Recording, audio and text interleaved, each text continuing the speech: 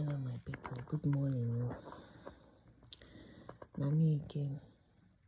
I'm not pity me sharp, but sometimes you go to post this post just anywhere where the inspiration enter my mind and my head to tell you my story.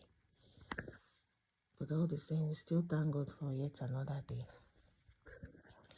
How on a day today? Hope we're okay. We thank God. Well, moving on to the next phase anyway.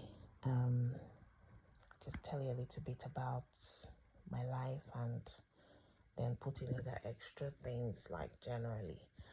I'm not a psychologist, I'm not anything, but I'm just a health professional, quite alright. But I'll still say I will talk I'm in a very layman way and layman attitude as well. You know, see when person meet person and I just marry, everybody will be so happy. And then you're so excited to start living together. You're so excited to do marriage or traditional white wedding or court wedding, anyone. You know, that excitement way they there is too much.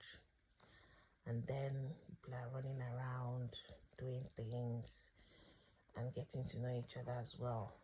Especially, you know, say some relationship when I know each other for a very long time.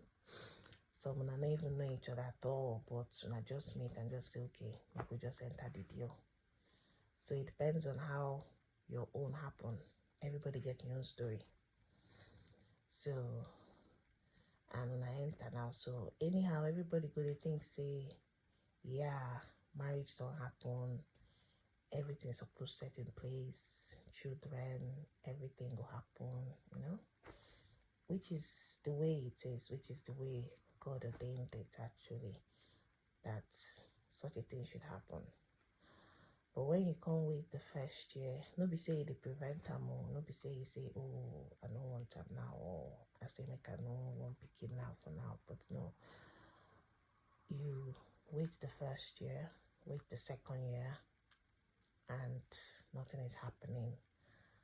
And yes, you start getting hyper. Your blood pressure can increase.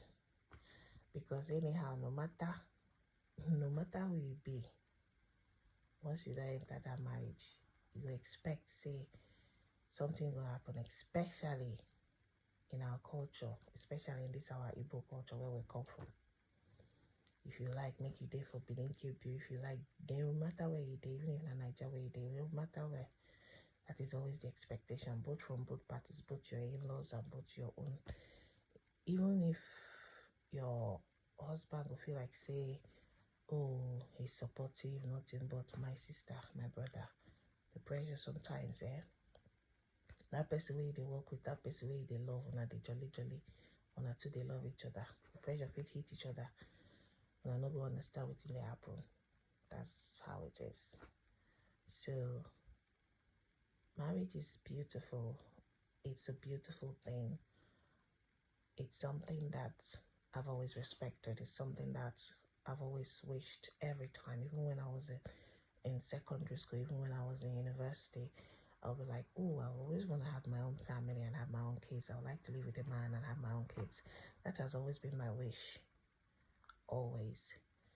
And also when you now meet somebody that you love and somebody that, even though you don't know him very much, but you're trying to get to know each other. You try to like say, oh yeah, God has answered my prayer. And that's what you always say. So you keep going and certain challenges starts coming. Certain challenges starts hitting you left and right. It's not even only because you never miss your period or because you never carry picking for belly for 9 months or something like that. That's not even the only thing. There are other challenges as well that comes with marriage. It's not even only like having a child or not having a child, because you have the challenges of finances, you have the challenges of, oh, the kind of person you're dealing with. You know, this is when everybody will show yourself. You know whether this person is a dirty person, you know whether this person is helpful, you know whether this person even attitude wise, the kind of person, whether the person feel work with you, whether the person feel do things with you, you know. All those things, that's where you can't find out all those things.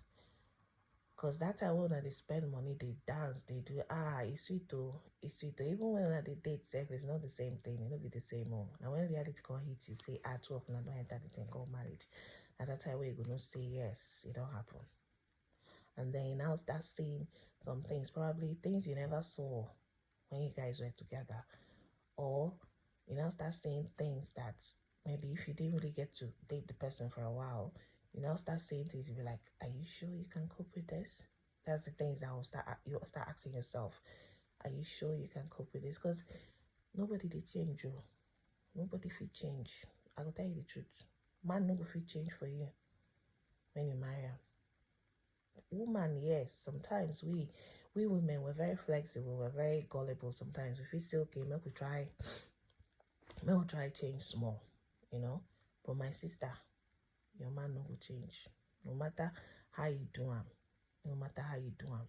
No go say, oh, if I marry him, he go change, or if I marry him, I go change. I'm not lie. Like I tell you the reality, not lie. The only thing if it happen to a man, now only grace of God, miracle from heaven. When man fit say yes, if it pray, will do your fasting and prayer and everything, because God answers prayers. I won't lie to you, God really answers prayers. That's the only time that God can do something. But they happen like magic. But if you expect, say, make a marry him, yay, it will change. Nah, big lie. The man no will change. So is it that you're ready for that, or you find a way to live with it? Because there's a saying my mom always tells me, like, she always says that if you get 40% of what you like in a man, do you understand? You can manage the rest. You don't even talk 50%, you say 40%. You can manage the rest.